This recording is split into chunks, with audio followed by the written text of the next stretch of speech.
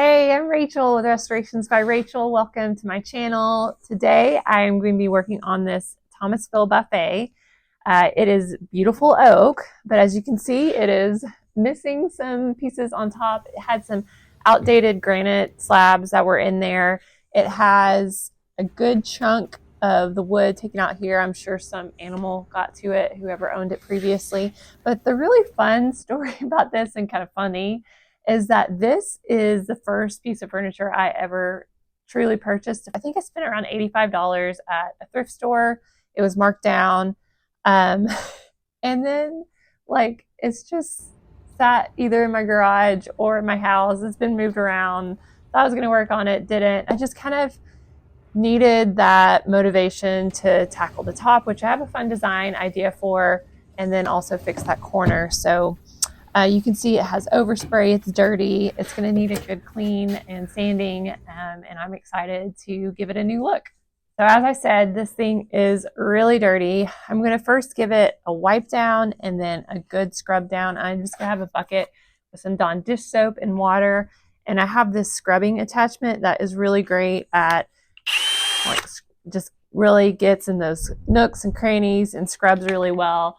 And you can use less elbow grease to get it really good and clean. And then I'll finish it up with just some clean water to get any soap residue off of it before I start sanding. The insides need more than just a wipe down. You can see it's so dirty. Accumulated so much over these months.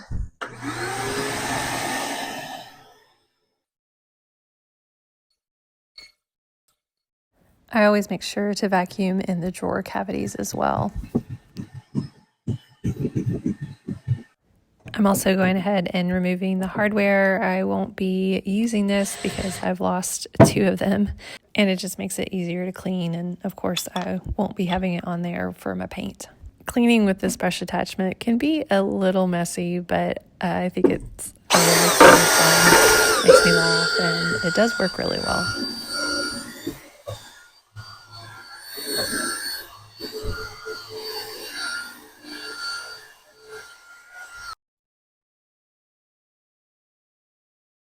You can see just how much dirt is going to be lifted off with giving this a clean. And the reason you do this is you don't want that dirt ground into your surface when you're sanding.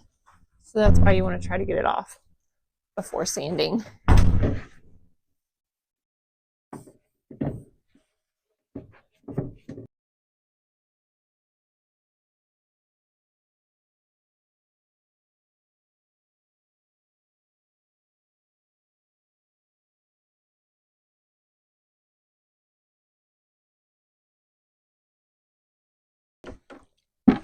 Okay, now I have my clean water bucket. I'm just going to give it a good wipe down, and then I'll let it dry before sanding.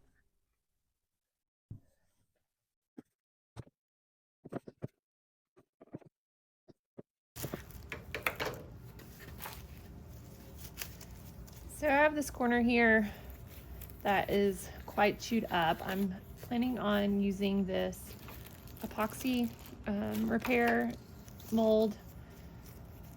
Sometimes it's called adult Play-Doh. You'll see here in a minute why, but I am thinking I can just form the side and then shape it pretty well just with sanding without having to you can buy some molding kits where you copy one corner and then create a mold here, but I don't think I'm gonna have to do that. So I'm just gonna go ahead and try to mold this on myself, and I think I can make it look pretty close. Hopefully I'm not too overconfident here. But you can see this is a 2-part putty.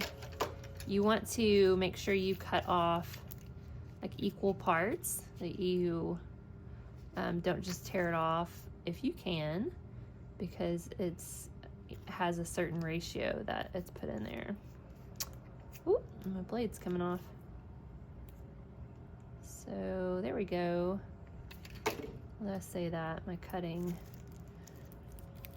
has left some to be desired. So I'm gonna mix all this together and then get it good and formed. And then once it dries, which I can never remember, I want to say it's like an hour, should be good to go for sanding.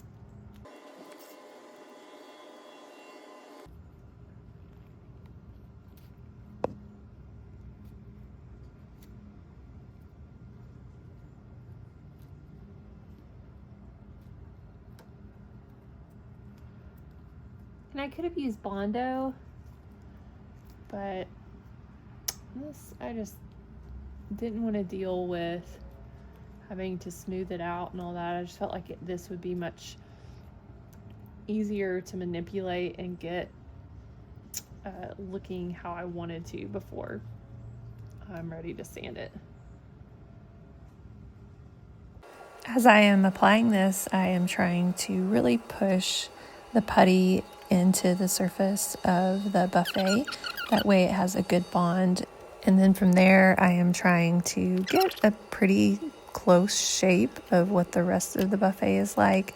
It's not going to be perfect, and I want it to be a little bit larger, so as I sand it down, I would then be sanding it smooth with the surface around it. Okay, since that is on there so thick, I'm going to give it a good couple hours. I might even wait till tomorrow because it's like 4 o'clock in the afternoon here, and I'll be having to start making dinner here soon, but I want it to be good and hard before I start sanding on it. So I think that spraying these doors will be much easier, prepping them, all that, if they are off their hinges. And so I'm going to take these off. It's very important to label them so that everything gets matched up. I'll also label the door just to make sure, you know, I'm tracking everything correctly. So I'm gonna get going on that, and then I can scuff sand. This step is definitely a little tedious, but I think it's very worth it. And even now, just looking back at once this is finished, it makes it so much easier when putting it back together that the doors go on the best that they can. So you can see here where it said right side, so right side of the buffet, top left hinge. And that'll be bottom left, and then over here, top right, bottom right. You're probably like, duh, Rachel, but that's just how I'm doing it. And I went ahead and taped all the screws in there, and I'll put these in a baggie. Okay, this ended up being a good 24 hours later. I just couldn't get out here and work on this. So I'm going to take my Surf Prep sander. I've got a pretty, the softer, squishier foam pads. I'm gonna start sanding with that first, see how it goes, and if I feel comfortable going with a firmer foam abrasive, I'll switch to that. Otherwise, I'll just stick with this. I think this is the medium grit, because this is like my only one. Yeah, it's a medium grit. Only one I have left, and they're really soft, squishy, so I need to order more of those. I'm just slowly going back and forth over each side with the sander. You can see how well that foam sanding pad, since it's so squishy, it really takes the shape of that edge really well, and I think that helped then sand the putty down to the same shape as the corner. Sanding down the curved edges only took 2 to 3 minutes total, which really wasn't that bad in my opinion, but you just want to be patient and go slowly so you can see how the shape is forming as you go.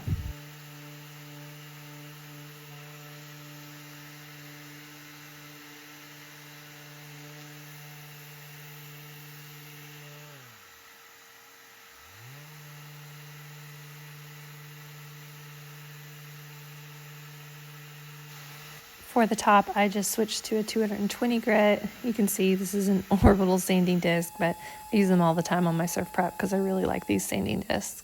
Once I got the top sanded nice and smooth, I then went in again with the foam sanding abrasive to touch up the corners. It took me a few more minutes, and I got them nice and formed where I wanted them.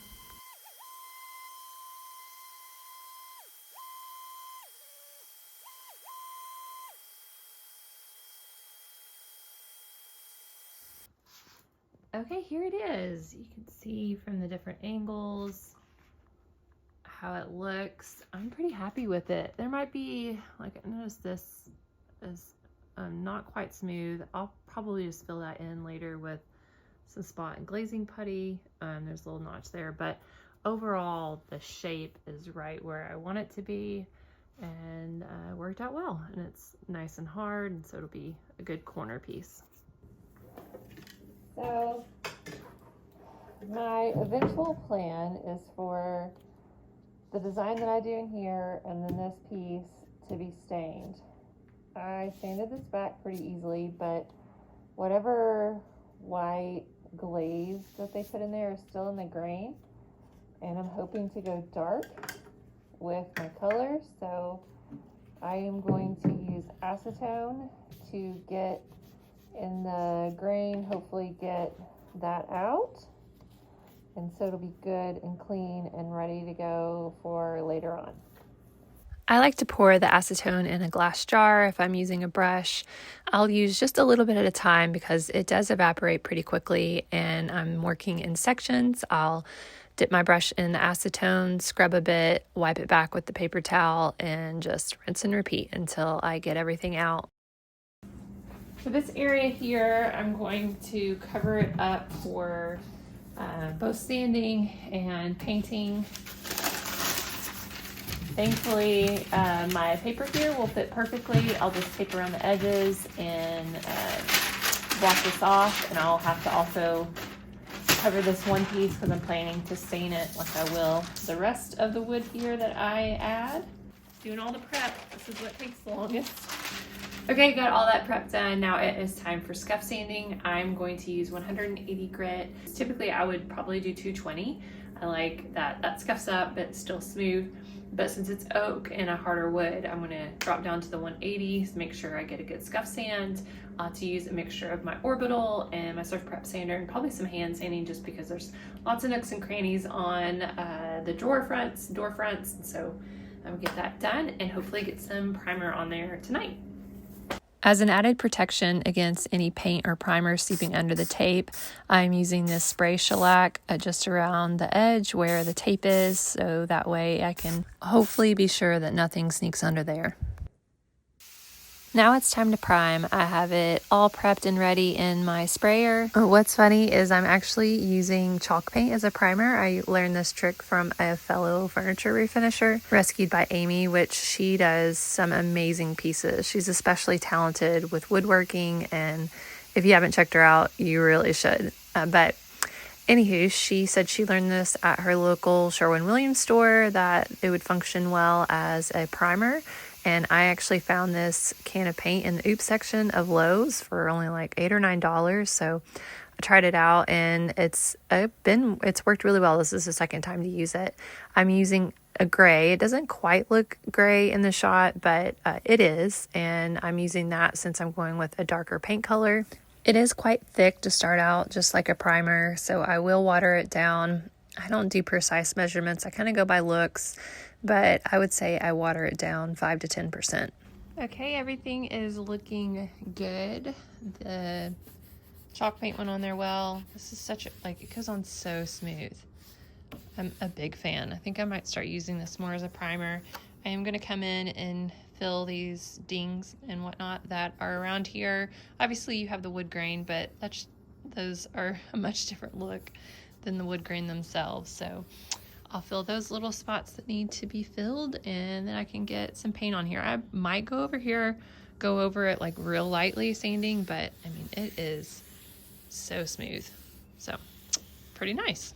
So here's the spot in glazing putty, and I have one of these little spreaders. It has a nice straight edge. You can see I've used it before. Comes in a 3-pack. It's quite inexpensive. I do like to still wear my mask when I'm using this because it's pretty stinky and not good for you to breathe in. So now I'm going to be muffled. Just put it on there and then start filling in those little dings. And this stuff dries really fast. Usually can sand it in like 10 to 15 minutes. So super convenient.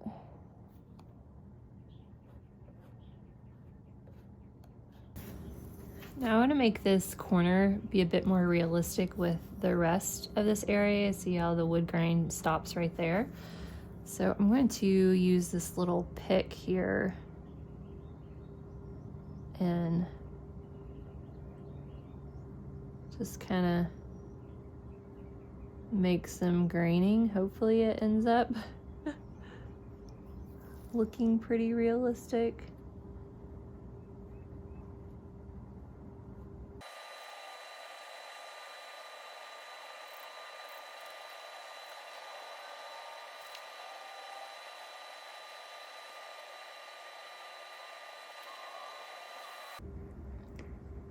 See the grooves I've put in there, and it'll be interesting to see how it ends up looking once there's paint on there, but you know, pretty happy with it. So I have a hard time focusing, so hopefully that'll blend pretty well. Now it's time to sand. I'm going to start with this 400 grit little sanding sponge, and then I like to have my vacuum going at the same time just to help with collecting any dust as I go, so I have less to wipe back. I ended up switching to another sanding pad. I had a fine grit of one of my Surf Prep sanding foam pads. This is a denser foam, so it sands pretty well. I think my 400 grit sanding sponge that I've just worn down the grit on it, and it basically wasn't getting rid of anything. All right, everything is prepped. Got all the glazing putty in there, sanded smooth. I did have a couple areas I noticed the primer didn't stick very well, so I sanded that back completely and made sure I scuffed it up extra. It was just kind of like along this lower area here. Excuse me.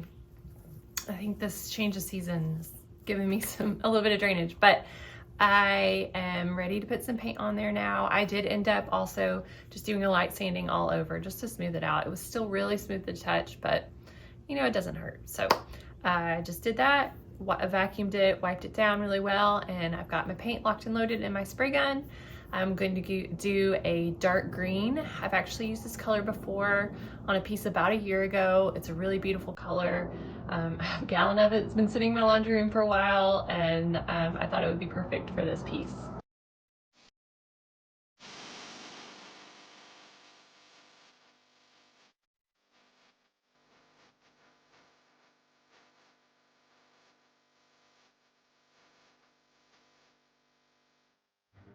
Paint is on, it's dry, it's looking really good, dried really smoothly. So to me that like verifies, if you saw my last video where I had so much trouble with the paint drying with a lot of texture, just verifies to me that was a paint issue. Again, it's the first time I've ever had issues with melange paint, so I don't know if it's because it sat a while or I just got a bad gallon.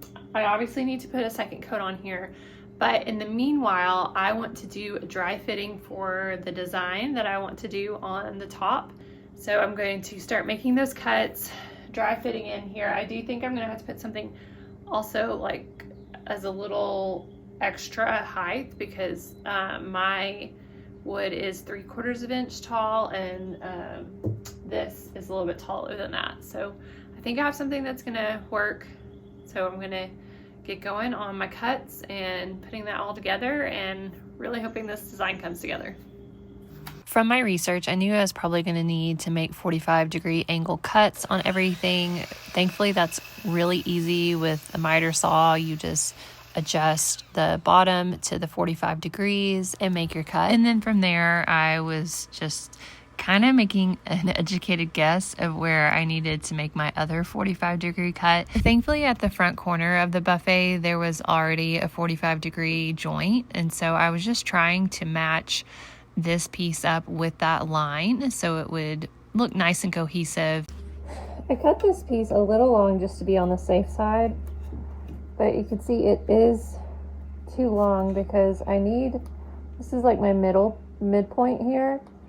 I need to be able to put that there and then that down in here, and it should hopefully still meet up.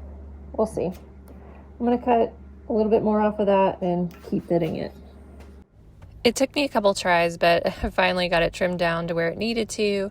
And then I got to going on my other cuts. I decided to switch to the other side because where I'd made the cut, it happened to fit better on the other side. I think I cut my second one a little too short, so I just worked from there and got going on all my cuts. Well, I have officially used up the 2 boards that I had on hand. I think I will probably need a couple more just to be safe. I've made my longer cuts, so that's good. And it's looking good so far. I'm really, really excited about how it's coming together. I did realize that I'm going to have to put like a support board right down the middle here, where I can, be nailing it in as I go. And I think that's probably all I'm going to do. So I'm just going to go online, my app, make a pickup order. Although I may go in actually, because sometimes the boards can be kind of crooked and I like to look at them. So actually, I probably won't do that. So I'll just go to Lowe's, make an order, hopefully pick it up tonight, and I can wrap this up tomorrow. So you can see here that I'm picking up the board that fits on one side and then switching it over to the other side to see if it fits. These rectangles weren't exactly the same. They were very, very close, but not the same as you really would expect. That would be hard to do. So I would always use whichever one that I first cut as a template for my second cut, and I could just adjust if I needed to make it a little bit longer or a little bit shorter. And so that's what I did with each side, just doing one cut at a time for each side. For me, this was the easiest way to do this. You guys might have a better tip on how to approach it, but I found that it worked well. It still was a pretty tedious process just because I generally would maybe cut it a little bit long just to make sure that I didn't cut it too short and then it would have too much of a gap. I was trying to waste the least amount of wood as possible because these boards are expensive. And I was already using more than I anticipated. Well, this is as far as I got. My 2 boards that I thought would have been plenty of wood to cover the rest of this were not. So I'm gonna have to go get one more, and honestly, I need to get some kind of wood filler too, because there are going to be some gaps here. So I'll pick that up while I'm at Lowe's, and then I will come back and make that support board for under there and get the second coat of paint on there. And then I can get to putting this on there and staining. So making progress, a little slow, but getting there. Well, I got my boards, and I did have one corner piece that knew fit well, so I used that as a template. You can see me standing over the blade, making sure that it's going to come down right where I want it to. I'm trying to make really precise cuts, and so at first I'm cutting away the side that I'm not going to keep, and then I just switch it around to be 45 degrees on the other side to make my other cut. You can see it. It's kind of full glory this way. I think it looks pretty good. I would love if that wasn't opposite direction as everything else, but I'm probably being a little nitpicky, and I think it's gonna hopefully look really cool. Okay, I have it all wiped down. I sanded it lightly in several places that just need a little bit of love, but all in all, like, the paint dried so smooth. I was reminded of how much I really like this paint. It's been a long time since I've used it, and just great quality. So I'm gonna get another coat on there.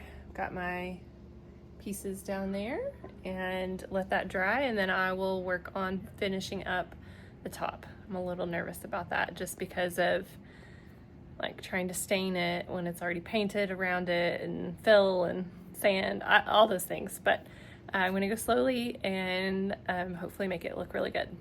This second coat went on really well. I was basically finished and probably could have stopped here, but I also wanted to add a little bit of protection, so I used some paint and mixed it in with some top coat to do a final coat on there just for added protection. This paint does have a top coat built in, but just sometimes I think it provides a better finish when you do this. And I mix a little bit of paint in there because that will help with the darker colors to avoid any cloudiness that may occur if you did just only top coat. A little nervous about peeling this back. I'm really hoping that sealing it would keep the paint from seeping through. Let's see. Be a little bit easier, I think, if I get these extra pieces off.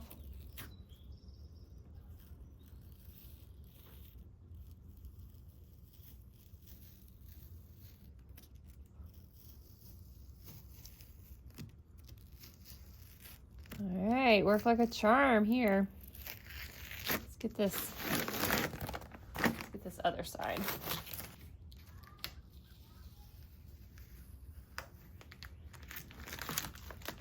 Okay, there we go. So glad that worked out. So I'm just gonna use some scrap wood to put a board right here in the middle. So it's just a matter of measuring, and then I will cut it to size and put some pocket holes in the wood so it will then screw in on each side. I like to mark the measurement with my tape measure and then come in with my speed square to make the straight line to then take over to my miter saw to make the cut. After both boards were cut to size, it was time to put the pocket holes in them. My oldest son really likes to do this part, and they were on spring break, so it was nice that he was around and got to put these in for me. And then my lovely oldest daughter helped me with attaching these boards. I'm using 1 1/4 inch pocket hole screws. I'm specifically using ones that have a finer thread because those are better for hardwoods and will reduce your likelihood of splitting. The coarser thread is good for softer woods like pine. I like to mostly screw one in, then go to the other side, screw that mostly in, go back to the other one, do number 3, then number 4, and then once I have it where I'm happy, I'll go ahead and tighten the rest of the way. I feel like this allows me to just watch the board, see how it's attaching, because it does have a tendency to twist on you as you're screwing it in, and so that way you can go slowly and get it in there the best that you can. So another problem that I have is that these boards aren't quite as thick as the original boards. I had a couple options that in my garage that I could try. I had this board. It's about a little over 1/8 of an inch thick, but it just brings it up too high. So since it's too high, not an option, unfortunately.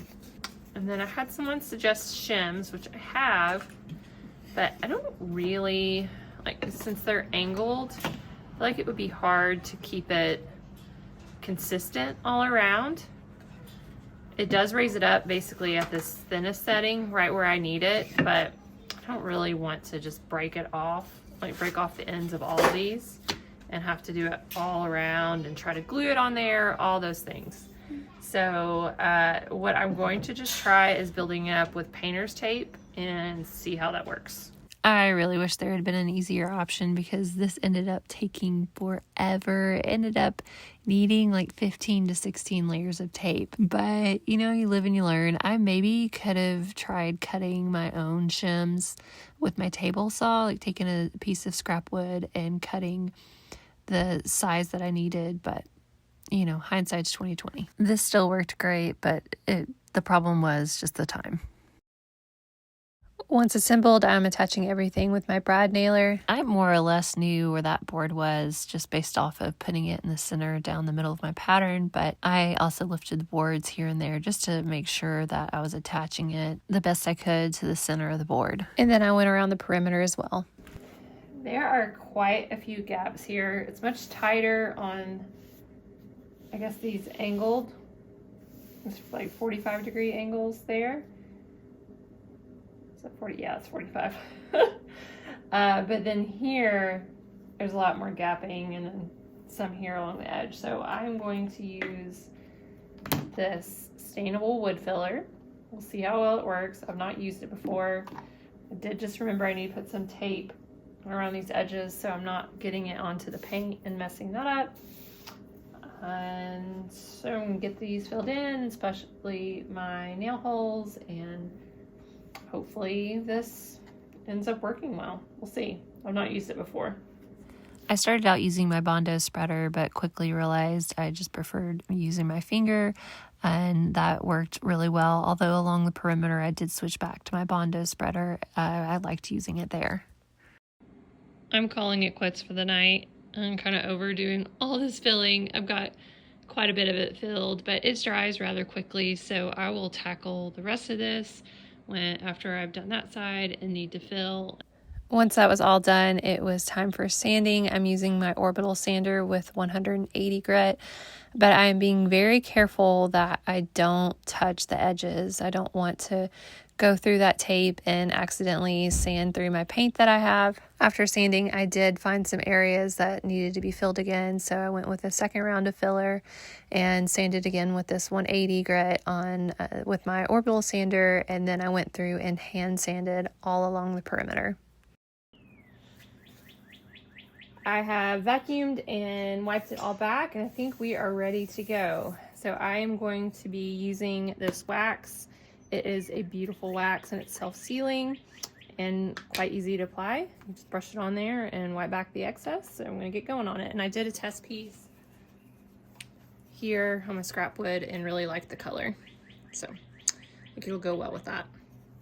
Now, I sped this up to 10 times the actual speed, the regular speed. You can see it goes on really easy. It's really easy. Just a decent size section, and then working back with little sections, and then come back with some kind of rag. It makes a really beautiful color. And one thing I did not mention is that this is a 0 VOC wax, so it's super safe to use, and I really like it. I started to peel this back before I remember I need to record, so kind of moment of truth here.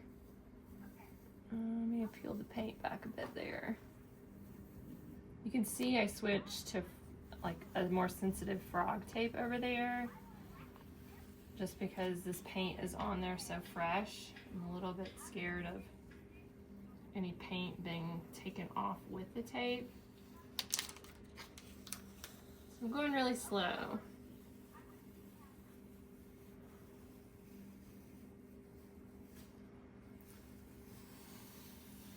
Yeah, this one comes off much easier than the blue tape.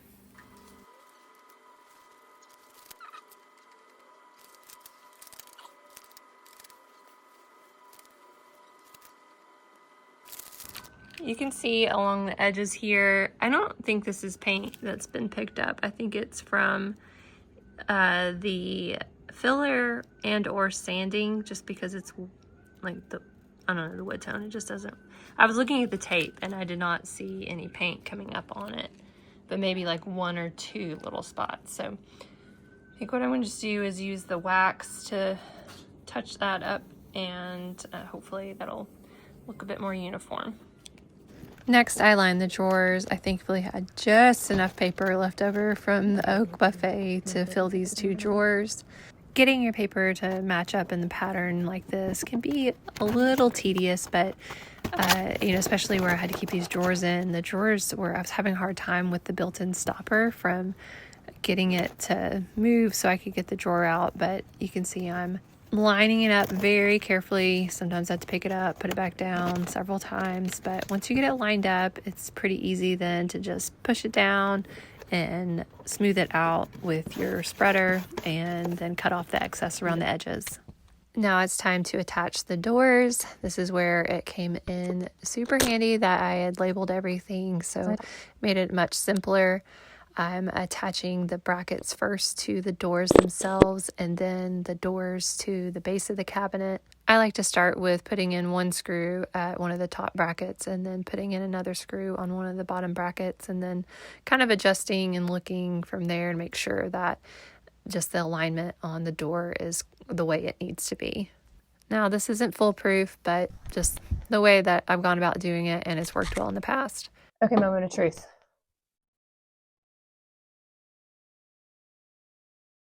Yeah. Looks perfect. Okay, hopefully these other 3 will go just as smoothly. So you can see here I've already added hardware. It overlaps some, but didn't think it was a problem. Well, unfortunately, it is a problem down here. It will not like fit on there. So I'm gonna have to buy new hardware. which is disappointing. But that's how it goes sometimes. Thankfully, it came the next day. I was really excited to get it on until I shut the doors, and here's what happened.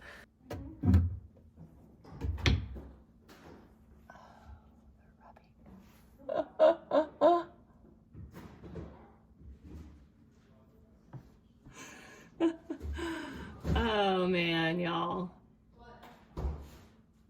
Come here, look at this. While I waited, I had those little touch-ups around the perimeter of the wood to do. I taped it off using frog tape, and then I mostly went in with the wax to try to get in there really well. Maybe there was a little bit of nooks and crannies I didn't just quite get into as well before, or maybe the tape was in the way. There were a couple spots that I did use paint instead, but it's a pretty simple process and cleaned up nicely. And then a couple of days later, that new hardware came. Thankfully, I had a friend on Instagram tell me like, hey, I've used some smaller hardware before that I really liked. And so I ended up ordering that and it fit perfect.